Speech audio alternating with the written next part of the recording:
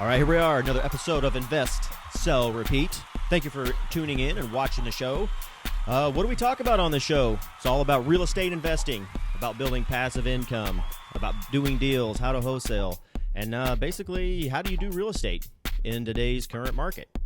So we got a pretty interesting show lined up for you today.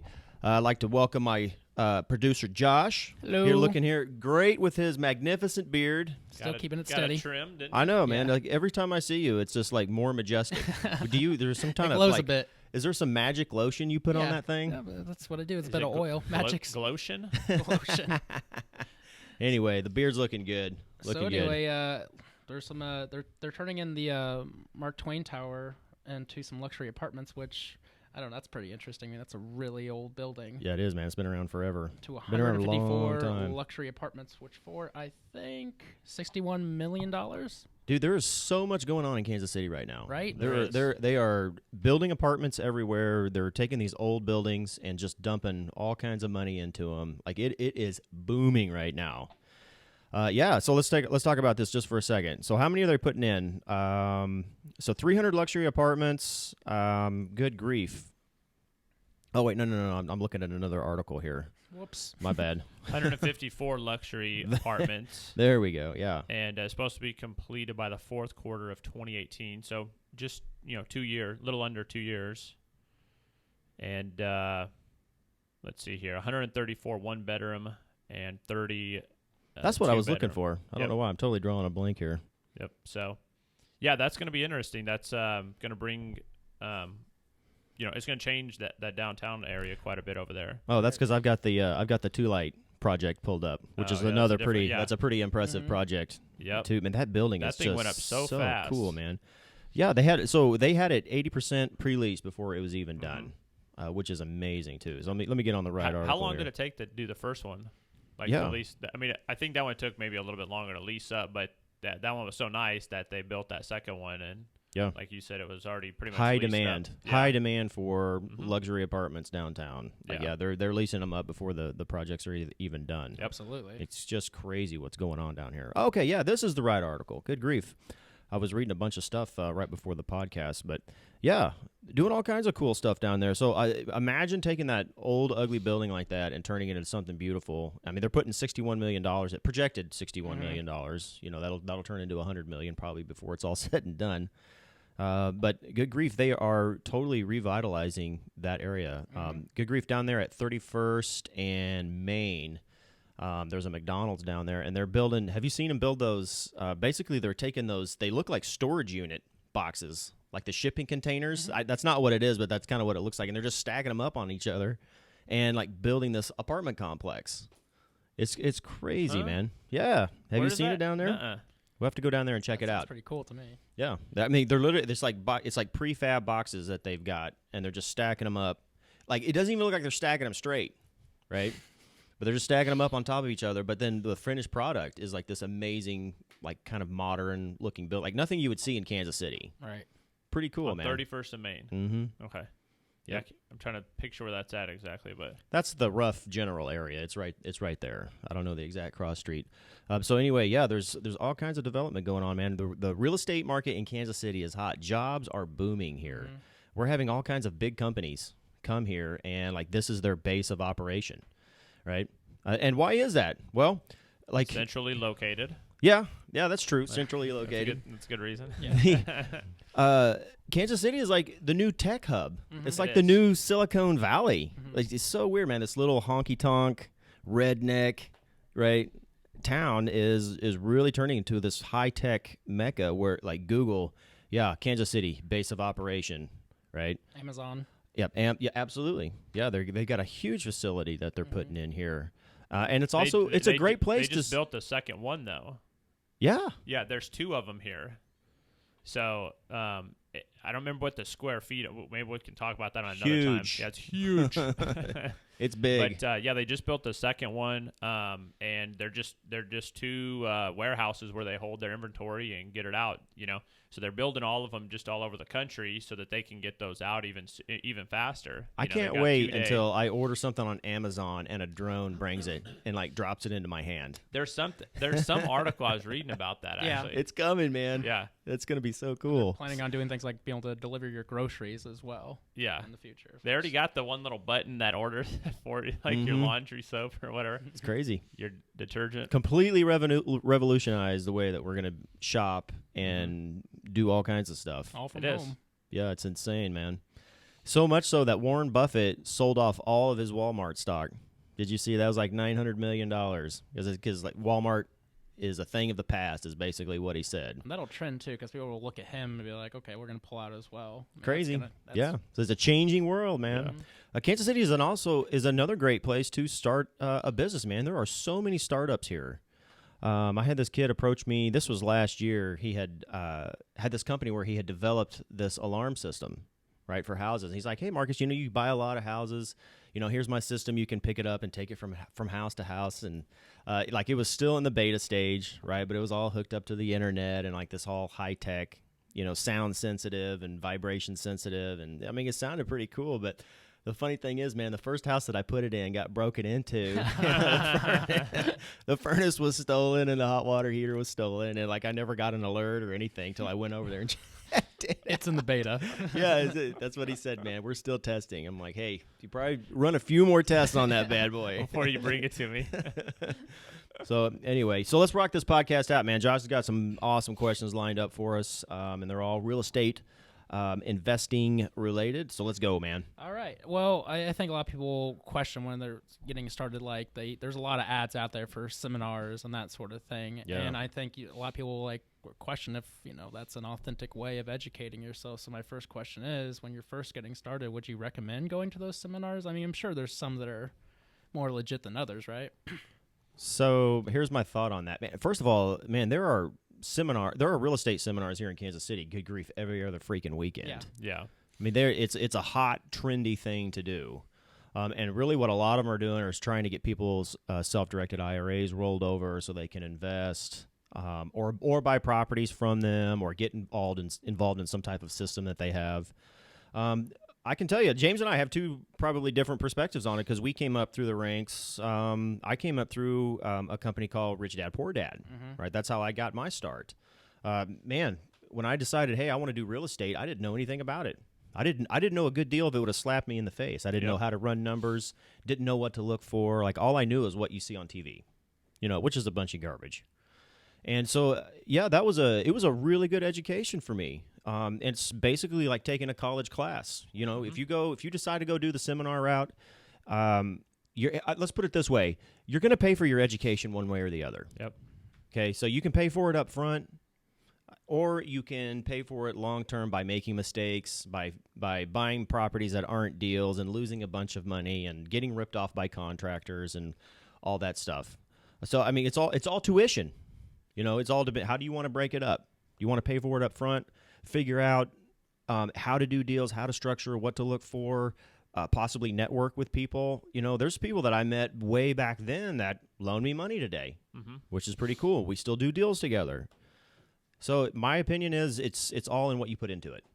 Good grief, man. You can go online and you can read all the negative BS about how, hey, I got scammed and this doesn't work. And that's all bullshit, man, because it does work. The thing is, what I find a lot of people that go to those seminars is they want this magic button, right? They want to be able to push this button and make a bunch of money and not work very hard, and everything just falls into place, and it's easy. And it's not that way, man. This real estate is a contact sport. Like, you should have seen James before podcast, man. He was, like, stretching out, getting ready, like, my neck's sore. Like, he looked like he was in a 12-round boxing match. So at the end of the day, man, you got to go out there and work your business, period. Yeah. Got to work hard. You got to show up every day, and you got to grind it out. So if you're willing to do that, if you're willing to put in the time and figure out what it takes and go do it, then, yeah, you can make a lot of money in this business, but there's this is not a get rich quick. That you don't go to the seminar and then all of a sudden your money's just coming in like crazy and everything's hunky dory. A lot of work you got to put into it. So I know James has got a different approach. Came up differently than I did. Yeah, so I didn't pay for any education up front. I had a mentor, and he was, he had some real estate experience, not a whole lot, but he had been doing it for a little bit, and I just kind of got partnered up with him and was originally just bird dogging, just finding properties from him, and I'd get a small portion of the profits, and the whole thing for me, I just kind of fell into it. I wouldn't have known a good deal either. To me, the whole thing was foreign. Like the fact that people own multiple properties was just crazy to me. And I got it, but it was still like, I'd meet people and they'd have 5, 10, 15 houses or 20. And to me, I was just like, that's insane. Who has that, or who can pay that much money for a house? But then I started getting into it, and then I was like, well, some of these houses are just like crazy cheap. What do you mean you can buy a house for $10,000? Right. I really didn't spend any money on any education. I spent my time and stuff like that. I mean, that's a different way of spending money, but it's not, it's not like you're dishing something out. Yeah, you paid for your education. Yeah, I just paid for it different than you did. Mm-hmm. And then it wasn't until, I'd probably say 3 or 4 years into it where I actually started paying. I started seeing the value in education, and I still pay stuff till this day. I have mentors, and I pay, Marcus and I, between the two of us, probably spend close to $30,000 a year on all kinds of education, whether it's a course we buy, it's a seminar we go to, it's mentors we have, whatever it is. I think you always need to be doing that and evolving and trying to reach up to people who are doing bigger and better things. So if there's anything that you are trying to do, whether it's real estate related or not, you need to be being in contact with the people who are doing what it is you want to be doing. And that's such a great story. To me, that's the key is, quit worrying about the money that you're going to lose when you put that money out there. I mean, you need to be focusing on the money that you're going to make. Cause even buying a book, people throw a fit, they go look at a book and, they look at the back and say, oh shit, this is $30. Well, maybe there's something in this book that can make you $100,000 this year. Just one thing. I mean, this is a bunch of fluff in here. There's probably a few good things in here. I know there is, but there's going to be a few things in there that are going to help you. So quit worrying about the price of everything and start worrying about the value that thing is going to bring you. I think that's the better way to look at that. I love the common thread. You and I both said the exact same thing. What do we say? You've got to have a good work ethic. Mm-hmm. In anything, if you want to be successful, you got to put the time in. So stop looking for those get rich quick. Yeah. Stop looking for the easy way, because there's no such thing, man. You got to pay your dues. If you want to make changes in your life, like real change, lasting change, you've got to make some changes like internally, and then you've got to work your ass off. Right? Yeah, you got to keep showing up, even when it's not that fun. Yeah, it's just like anything, like even you and Marcus, you and Me Kara's relationship, like if you guys would have just kept everything the same way it was when you guys met 20 years ago, you guys wouldn't be where you are today. You always have to be learning how to grow in some way. So, whether Constantly. that be, emotionally, spiritually, physically, with real estate, with your job, like Josh has been learning new stuff, we always need to be learning new things. And as long as you are, you're going to evolve and be better than you were yesterday. And, I think a lot of people, they want that, I want to call it the magic pill, but, if you're trying to be in real estate or trying to do something out of what you're already doing, like you're probably comfortable as it is, like if you're comfortable, don't go do real estate because, it's not going to get you anywhere. You have to be pushing for something greater. And I just lost my train of thought. It's okay. We can edit it out. Yeah. We can edit it out. But anyways, I'll let you. Okay. So anyway, We'll move to the next one. we're talking about resources for improving your knowledge. So what are some of the best tools out there to improve your knowledge of real estate and investing? Oh, man, are you kidding me? The internet. Yeah. It's endless. Yeah, internet. These Free. podcasts. There's Like- tons of free podcasts out there. I still listen to them. Yeah. Like to me, that's easier to listen to while I'm driving than like an audiobook, because I feel like the audiobook's more like it's not really a talk. Where when people are conversating on a podcast, for me that's easier to like hear and remember. So I listen to a lot of podcasts, and like you said, the internet. There's all kinds of things on there. YouTube. There's different channels that they put something out every day or every Constantly. week about anything. Content out there. Yeah, blogs. Yep. Go to Facebook groups. You want to learn stuff? Go in the Facebook groups in real estate. There's probably one in your local area. There's some really big ones online.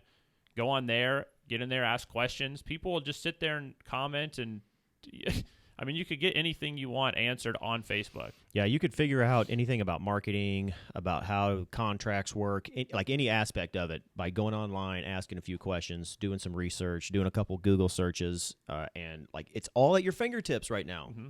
Everything is at your fingertips. Like there's literally no need to go to another seminar that's real estate related because it is all online, right? Everything is online, which is just and that's it's not to pretty say that amazing. you shouldn't, though. Because the thing is yeah, you could figure it out. I mean, there's enough information online for you to go figure it out for free. But how long is it going to take you to figure that out when you could go find somebody like Marcus and I, or go to a seminar, or go somewhere and get plugged in with whatever it is that they have, and then just piggyback off of them and have them there to help you. When those things come up, they can help you, or they can help you avoid certain situations that might be coming up that you don't know is around the corner. Oh yeah. Like for the last week, I was screwing around with some stuff that we have internally for like our podio, and that wasn't something I wanted to be doing, but I didn't have another person, and I was trying to do it, and then I kept trying to find somebody, and then I found this guy, and he's just a rock star. And so he's been in there fixing everything so I could get back off of it. Yeah, it's costing me money. I could have done it. It would have been easier and free, but I kept asking questions and trying, and it's like I didn't have time for that. But I needed to get it done, so I've been working on it, until I could get somebody. So, Yeah. But I think it's just, you've got to put forth that effort too. You do. Got to put in a lot of effort. Yeah, absolutely. When it comes to these seminars, how do you sort out what's useful versus what may be problematic or poisonous to your business or your, getting started? Like what's... It's pretty easy to see the fluff. Okay. Yeah. I can tell you that. There is a lot of fluff. Like when I got started, they told me, hey, you work your business for 15, 20 hours a week, and you're going to be a millionaire and you're going to make all this money, right? And that's just not true. And to me, that's trying to get something for nothing. Red flag. First of all, because you don't get something for nothing. That's not how this world works. Well, wouldn't everybody be doing it, Yeah, exactly. And so there's a lot of CRMs too that I've used, and they always pitch this, hey, press this button and get leads in, right? Or there'll be something like that. That should always be red flag to you because that never works. I've never made any money from any like fluffy, hey, done for you system inside of a CRM. It's always been, hey, you got to buy your list, right? You've got to send out your mailers. You've got to do your postcards. You've got to do your bandit signs. You've got to you've got to work your business. So if somebody's trying to sell you something that's an all-in-one package, done for you, easy real estate solution, I would run the other way. Because that's just not true, and they're just trying to sell you a product where they can get a subscription or something like that. So there are if you're smart and they're telling you something, there should be some red flags that pop up. Like it's pretty easy to tell, right? Because that's the biggest problem with real estate investors is they don't treat this like a business, right? Because either they've been sold some hype about how easy it is and how much money you can make, or they see what's on TV where people are going in and buying these houses and selling them, and it's just not realistic. So. Yeah, just bring it back down to earth is what I would do. Yeah, I think just look at it too. They do try to make it sound like everything can be automated, and you can get things automated, but Sure I think it's more like use the tools as you're automating some of your time, not all of it. It's not completely going to be gone. So like we use Podio and GlobyFlow, and then so like GlobyFlow helps with a lot of the automation where we push certain buttons and it does certain tasks, which helps us not have to do that task manually. But I think, and they have a good way of putting it in there where it says, okay, hey, look, you've saved a few minutes of your time or whatever, and then over the course of all the workflows, you can see throughout the day or through doing certain things where it's cutting down on your time. So I think the way that you need to look at that is, they are making it sound fluff, like, hey, you can really just sit on your couch working from your iPhone. Yeah, you can, but that doesn't mean it's the easiest thing to do. It's possible, but it's not going to be you sit down on your couch, use your iPhone, and then it just, the deals are flowing Start in. cashing checks. There's going to be a lot more work to it. If you really want to truly get to where they're saying, you need to be making a ton of offers. You need to be viewing a lot of properties. You need to be getting out there and meeting people and networking. Spend the time that you need to. It's not going to be, if you're used to working 40 hours, don't come into this thinking you're going to work 20 hours. It's just not going to happen. Yeah. I work more hours now, and I love it. It doesn't feel like work, but I work way more now than I did when I had a 9 to 5. Way more. You know, I mean, Marcus and I are in here for Never 12, never 14 shut it hours off. sometimes. Yeah. Automation is only as good as you are. It is. Okay, so or if your you, team. if you're new, or your team, absolutely, Yeah. man. So if you don't know the processes and you don't know what's going on and you try to automate it, all that's going to amplify. It's just going to amplify like 100 times how much you suck at what you do. Yeah. Right. It's not going to add any value to it. Now, if you do really, if you're doing what James says and you do understand processes and you have gone out and you've talked to people and you understand how it all works, then you start building systems in around that. That's a completely different scenario. Yeah. And I think just knowing, having a grasp on what it is that you're even trying to do first. Like some people try to get out there and they just try to automate everything. And, there's a lot of things that Marcus and I do that we don't really know how, or that we have people doing for us that we don't really know how to do, but we have an idea of it. I mean, we've got the general concept and things like that. Don't get out there and just try to start automating everything, because then you don't even know if the person's doing it right or not. Yeah. I mean, you have no way to gauge if they suck or if they're a rock star.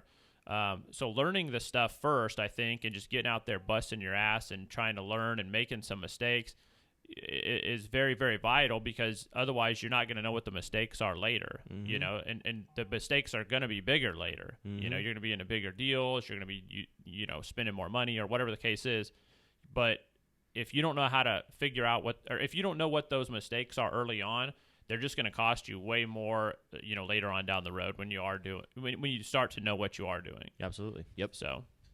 Okay, so I got one more question. Who do you guys think are the thought leaders nowadays when it comes to investing in real estate? I'm guessing Grant Cardone's probably on that list. I would say there's these two rock star guys named James and Marcus. There we go. In Kansas City. Well, when you say thought leaders, what do you mean specifically? Like people who are kind of reevaluating or have different philosophies from the tradition or norm of how, traditional real estate investing. That's a really good question. Yeah, I don't know. I should have read that one before. No kidding. I know. Thought leaders that are really into real estate right now. I wouldn't say Grant Cardone, because he's just doing he's buying apartment buildings and doing that type of stuff. Okay. Yeah, I don't think he's doing anything like untraditional. Mm-hmm. Yeah. Man, the thing is, like the core like values of like buying and selling real estate have always been the same. Right. Right. They really have. So what do? We go out and we market for distressed properties, whether that's a single family home or it's an apartment building. And why do we do that?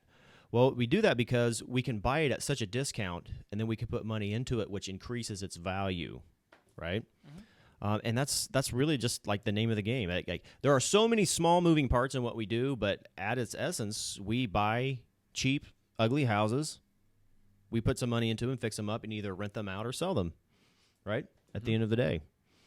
Now, how do you go find those distressed properties? I mean, that's the question of the ages right there, right? I would say having a good network of people that bring you deals, really, really important, right? That's why we do our meetup here, so we can bring people in, train them, show them what we want, and then just a ton of marketing to drive those leads in, right? So I've always equivalated. That's not a word. Equivalated. Equated. That's what I'm trying to say. There we are. Equivalated. I just made a brand new word. I'm glad this isn't live.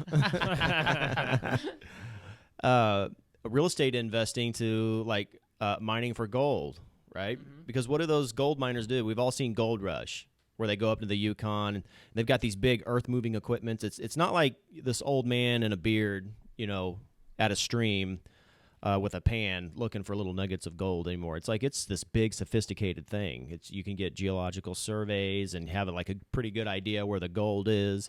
And you dig down, and like once you hit where the gold is, you dig that up, right? And then you pile that dirt up next to your big sleuth box, right? And you've got that. It's called pay dirt, right? So what is it? It's just a big pile of dirt that does have little nuggets or little gold dust in it. And you've got to sift through all that stuff, right? So they take a big backhoe and they dump it in there, and it vibrates and runs water over it, and like goes through all these different processes, and it kicks out everything that's not gold, right? All the rocks and the dirt and the big boulders and the tree stumps and whatever might be in there. And like at the end of the day, at the end of the sleuth box, you've got this little pan right? And it's got little fine pieces of gold in it. And there may be a few nuggets in there, but and that's really what real estate investing is like, right? You have to spend a huge amount of effort, and you have to spend a lot of money on marketing to get deals in. And then you have to sift through that pile of data to kick out the boulders and kick out the non-deals and kick out the non-motivated people, right? So at the end of the day, what do you get? You've sorted your pay dirt, and you've got these little nuggets of gold that you can make money on. So like if somebody is telling you automation, press a button and it's easy, red flag, because it is literally like mining for gold, right? Yeah, you got to have a huge amount of data. You've got to have the ability to go through all of that, sort it, make sense of it, follow up on it, and then you finally get to make some money at the end of the day. Yeah, no, I agree. I think, at least for wholesaling, so, I mean, there's different things that we're talking about here, but, you are really looking for that small amount. So a lot of the stuff we do, we're looking for that 5% of people that are motivated, that need to sell, that we can get the property at a discount. That have the ability to sell, too. Yeah, that's a big one. Yeah, the other 95% is just that pay dirt. We're not going to do anything with it except put it in follow-up. Yeah, I'd say maybe another 5% of them we could just never make a deal on anyways. There's just no possible way for the numbers to work, whether they either have to pay us or they just somehow have to get their mortgage down, and a lot of time they have no way of even doing that. So there's only about 5% of the ones that we're even going to get to be able to make those deals even work. So it's not it's not the sexy thing, it's not, people aren't going out there finding them. It's not as easy to go find those as the seminars make it. They try to make it sound like, oh, hey, yeah, so you found this one person. How many people you think that are out there that need to sell, and you can make this much? Well, okay, you did it one time. You could do it 10 or 15 more times. Yeah, and the volume yeah, is where you it gets can, you. but, I mean, you've got so many you're going through, and it's not, all the successful people that I know, they're not just doing it by themselves. I mean, they have built out a team, and they're going through tons of data. They're looking at tons of properties, making tons of offers. You might be able to do a few of them a month by yourself, just as one person. But if you want to scale and get more properties and be able to do more of it, of anything really, you need a team. I think that's why people like James and I bring so much value to investors. Right, because we get a lot of investors coming in and buying deals from us, and I guarantee you none of them realize in each deal that we sell, yeah, we make some money on it, but we've also spent literally hundreds of hours as a collective team driving the property, looking at it, putting budgets together, making sure that rents are okay, and that's after you get the property under contract and bought too. Somebody had to send out mailers. Right, somebody had to take that phone call and enter in the lead and run the numbers and make the offer and follow up and send out contracts. And follow up. Yeah, I mean it's literally hundreds of hours into each deal that we sell. And that's hundreds of hours that investor didn't have to spend doing that, right? Because we present it to them as this nice little package. Hey, here's the property. Here's what it'll rent for. Here's the budget we put together. Is it a yes or no, right? Are you happy with the what you're going to make on your money? And it's a pretty easy process at that point. But to get there, and so one thing too, I think that people need to understand too, especially if you're going out and buying stuff. So like Marcus said, we have all that time that we invest and put into the property, aside from our marketing expenses and our employee expenses and everything else that we have that we put into that property aside from time, but the other thing is too that you have to look at is like, what kind of return are you okay with making? So whatever that number is, if it's a 15% cash on cash return or whatever it is, you need to be okay with that number, okay? Because we get a lot of people in here that we'll give them the return that they want, and then they see what we're making on a property, and then they throw a fit. It should not matter what we are making. If we've spent all this time to give you what you want, quit worrying about what we're making. It doesn't matter if we got the house for $1 and sold it for $30, or making $5,000 on it or $80,000. If you meet your number, that's the important part. Like, that's all that matters.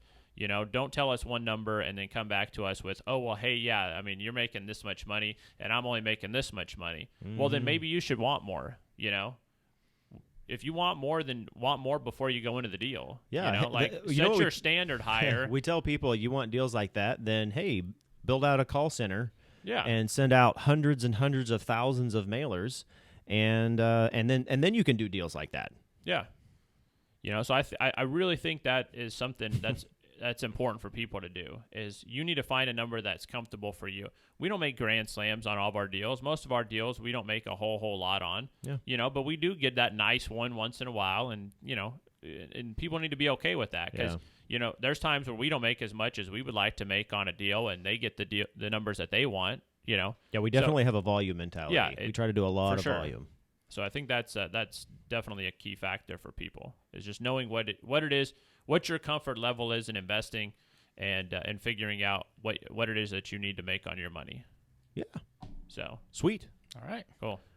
Well, thank you for watching the podcast, guys. Follow us on Facebook, Twitter, Instagram. Like this channel. We're all over the place. Yeah. Yep. Please subscribe to our YouTube channel, and we appreciate the feedback.